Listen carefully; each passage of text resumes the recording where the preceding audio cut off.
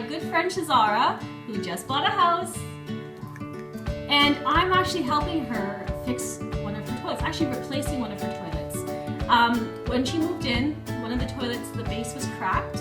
And because we don't want any of the toilets leaking, I'm going to show Shezara how to change her toilet. It's very simple. So I'm going to do this tutorial for everybody, whoever needs to replace a toilet, that they realize just how easy replacing a toilet can be. Here you have a toilet lock off. And this is what you're going to start with because you want to make sure that no water, because you're going to be disconnecting this line. So you have to make sure that this is locked off so that water, when you're disconnecting this pipe, you're not going to have water spewing everywhere. So once you've turned that off, you flush the toilet a couple of times. It'll empty out. You'll see that water go down. Toilet. The more water that you get out of the toilet, the less mess you're going to get on your floor. So if you can actually just do as much as this, if you could dry it up as much as possible, the better it is. And it would be a good idea to clean your toilet before you do this, right? Absolutely. Especially if you just bought a house and you don't know who's been using your toilet. Ugh. The thought.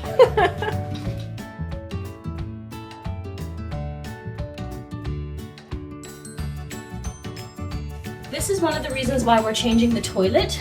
I guess when they were putting in the tile, although the base is not cracked, but when they were putting in the tile, I guess they removed the toilet, put it back, and we just don't want this to cause a problem in the future, so it's just preventative care.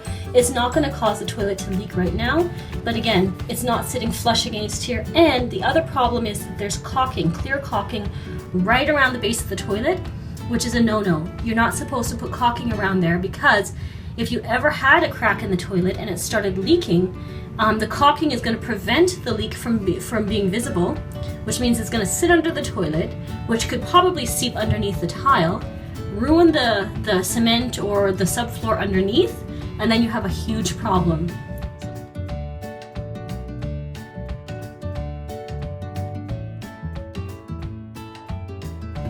We're going to just disconnect the toilet here. Sometimes a little bit of water will come up, so I wouldn't be surprised if we got a little bit of a splash.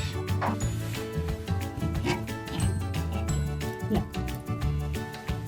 Okay, so now we've disconnected all of the connections that are anchoring this toilet to the wall and to the base. Now is the tricky part. We're gonna have to coordinate ourselves to lift up the toilet, slip a garbage bag underneath to minimize the amount of water that goes onto the floor. And just so that we're not leaking all over the place, because there's a carpet here and we don't want to get that all wet. So here I am, we lifted up the toilet from the floor. It was a big, tedious task. It took 3 people, because look at this here. The toilet was so badly cracked, and it was, I guess, being hidden, that it actually left a piece of and it was so tightly caulked that it actually, when we lifted up the toilet, it left a piece of the porcelain on the floor. So what I've also done is I've removed the old wax ring that was underneath the toilet, and I've just basically did that by taking the X-Acto knife and just scraping off the surface of it, just to make sure the majority of it is gone. The reason I did that, and the reason why the wax ring is important, is because that's what's going to seal, like right there, that's what you see there, that's the drain for the waste. When you flush the toilet, everything that you flush goes down in there. So if you don't seal that area off properly with the wax ring, what will happen is the gases from the sewer will come up through the toilet or underneath the toilet, and it'll actually cause you to get sick. So when you put the toilet on top of it, it'll create like a suction? Absolutely, like a seal, a nice seal. Okay, a seal. Yeah.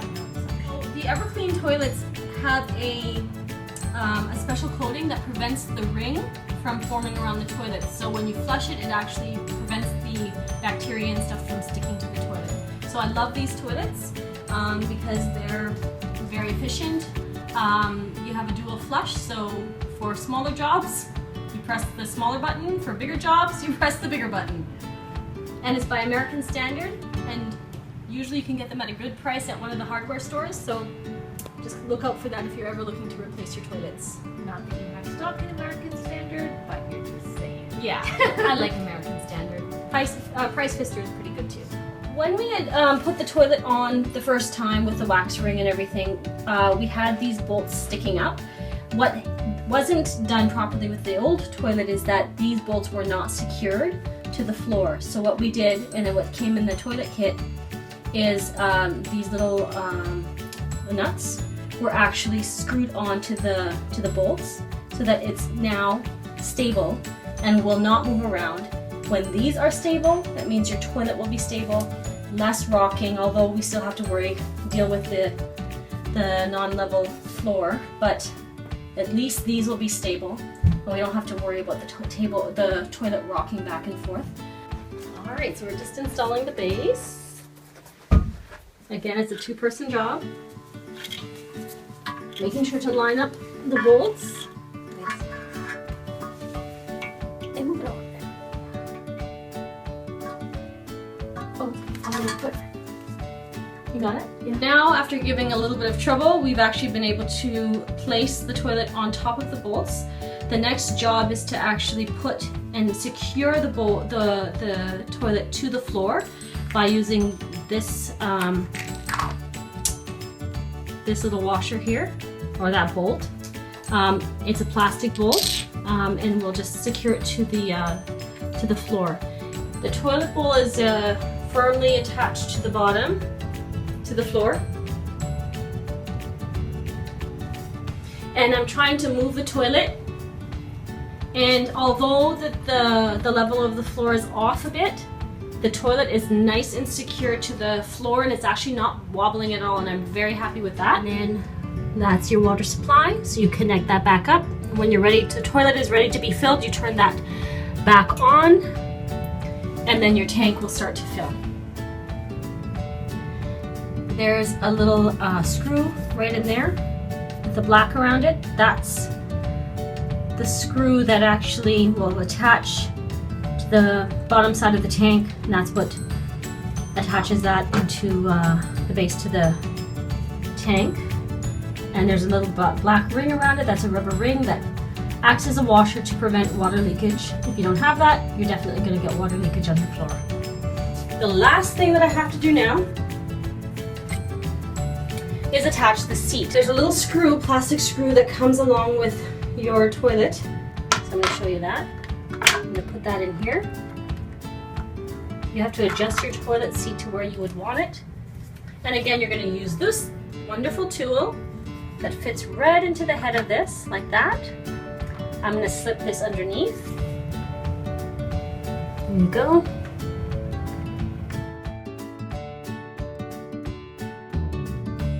I've set the water for the correct level that we want it to be at.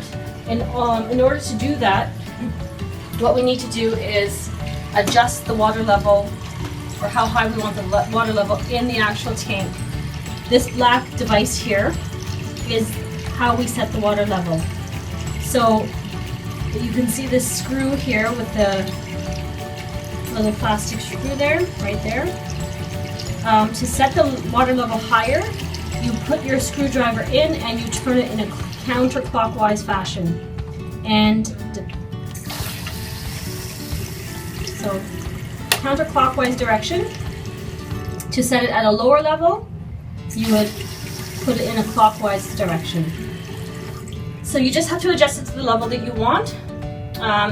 The beautiful thing about these toilets is that everything in the tank comes pre-assembled. So your job is just to really put the toilet together. That's it. But you don't have to worry about all the mechanics and how it works, except for setting the water level. And then this is the button that you press. Well, we're going to put the tank on, the tank cover on, and you'll see the finished look.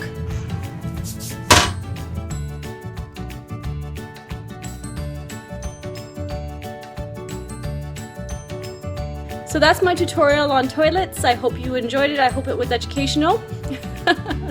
As educational as a toilet installation can be. But sometimes it can be a little bit more straightforward. Sometimes it can be a little bit more challenging. Depends on what type of floor you're dealing with, what type of toilet you're dealing with, and what type of pre-installation that you have. Again, it's not a scary thing. The tools literally that you need are your hands, the little tool device that I showed you that actually came with the toilet. And maybe you'll need a wrench, maybe you'll need a screwdriver. Well, I used a screwdriver, so that was very helpful. But basic installation, basic tools that you need. It's not difficult. You do not need to call in a plumber unless you're dealing with some major structural issues with your toilet, but that's how it goes. And we should be able to install toilets on our own without having to call in the big guns. I dare you to drink it. Oh. It's the toilet water challenge. No, please. That should be the. Not drink it.